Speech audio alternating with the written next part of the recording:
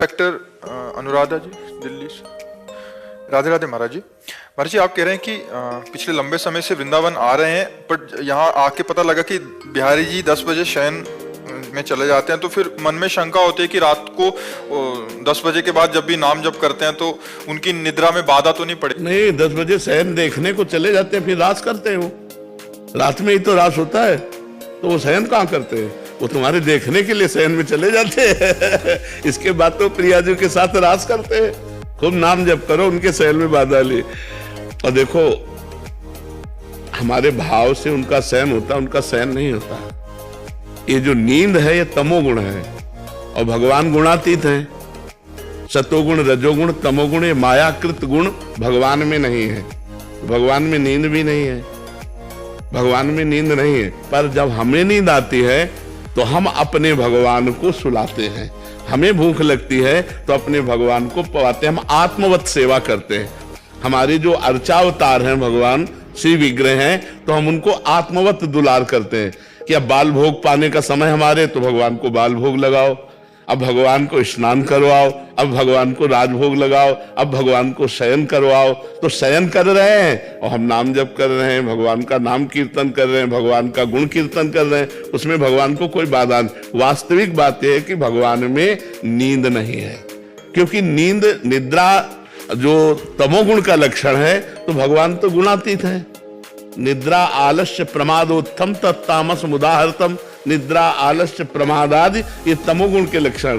भगवान अगर शयन करते हैं तो योग निद्रा में शयन करते हैं। योग भगवत स्वरूप में वो हर समय जागृत अवस्था रहती, चैतन्य अवस्था रहती है। जैसे समाधि में योगी, तो योगियों के परम गुरु भगवान वो योग निद्रा में रहते हैं, ना कि तमोगुण रूपी निद्रा में रहते हैं। तो ये घबराने की जरूरत नहीं कि भगवान सो गए तो हम नाम जप करेंगे तो भगवान को डिस्टर्ब होगा। नहीं नहीं, ऐसा नहीं।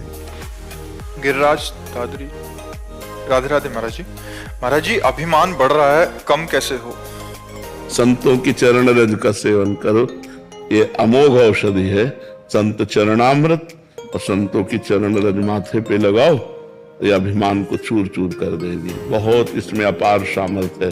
संत चरणामृत ये मिल जाता है जहाँ संत सेवा होती है, तो वहाँ संतों का चरणामृत उतारा जाता है। और अगर ना ऐसा हो तो अपने पास अर्थ हो तो एक बार संत सेवा कर ले, साल में एक बार संत सेवा करा ले तो औषधि मिल जाएगी। 150 संतों को बुलावे, चरणामृत उतारे और उसी में जल मिला करके संत चरणामृत, हम आपको अनुभव की बात कहते हैं।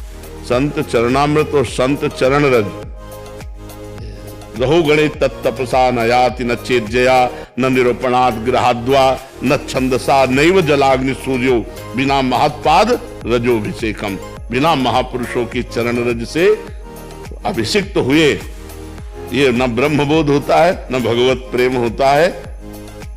चाहे तपस्या कर ले, चाहे घर गृहस्थी के धर्मों का पालन पोषण करे, चाहे सूर्य चंद्र की अग्नि की उपासना कर ले, और बढ़ ही सकता है। अभिमान एक ऐसी वस्तु है, ये बिना कृपा के ढहता नहीं है। कोई भी धार्मिक चेष्टा उसका अभिमान हो जाता है, और अभिमान हो गया तो भगवत प्रसाद स्वरूप जो हमें आनंद मिलना चाहिए वो नहीं मिलेगा। जो कृपा से मिलता है वो फिर बात ये, तभी हमें गुरुजनों की, संत जनों की चरण रज से अपने को अभिषिक्त रखना, सब संतों के चरणों में नमन करना है, दैन्य रहना है। तो ये अहंकारी संस्कृति मूल सूल प्रदनाना सकल शोकदायक अभिमाना, ये संस्कृति का मूल चक्र है देहाभिमान। यही आवागमन में फंसाता है, और इसी का नाश गुरु चरण सेवा से होता है, संत चरण सेवा से होता है। तिनकी संगति रहत जाति कुल मद सब नंसई। जो भगवत प्रेमी महात्मा है, अगर उनका संग मिल जाए तो उनके संग मात्र से हर अभिमान का नाश हो जाता है। और जहां अभिमान प्रकट हुआ वहां शुद्ध भक्ति नहीं रहती। विद्या रूप महत्व कुल धन जौवन अभिमान सट कंटक देखे जहां रहे न भक्त निदान। रहे न भक्त निदान स्वांग सब नगर नारी के बिसैन हाथ बिकाए नहीं रिझवर भरतार के। भरतार कहते हरि को, वो हरि को नहीं रिझा सकता, वो विषयी धनी पुरुषों को रिझा सकता है। अभिमानी पुरुष भगवान की भक्ति को कभी प्राप्त नहीं हो सकता, क्योंकि जब तक देहाभिमान और अभिमान रहेगा तो कृपा सिंधु भगवान को अच्छा नहीं लगता। भगवान को अभिमान से द्वेष है, गर्व प्रहारी कहा गया है। और दैन्यता से प्यार है। ये दरबार दीन को आदर रीत सदा चली आई।